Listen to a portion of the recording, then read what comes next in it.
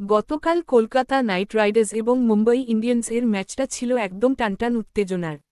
Eden গার্ডেন্সে হওয়া এই ম্যাচে শেষ পর্যন্ত 4 উইকেটে জিতে যায় কলকাতা। ম্যাচের সম্পূর্ণ বিশ্লেষণ। Match tournament Indian Premier League. Match number 65। Venue Eden Gardens. ফলাফল কলকাতা 4 উইকেটে জয়ী। Player of the match Manish Pandey.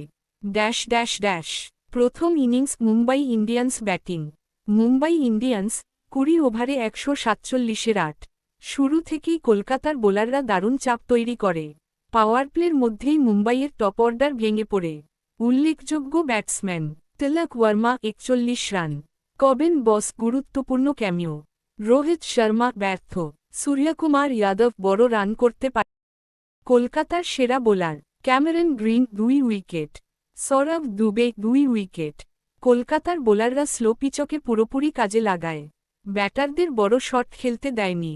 দ্বিতীয় innings Kolkata night Riders batting.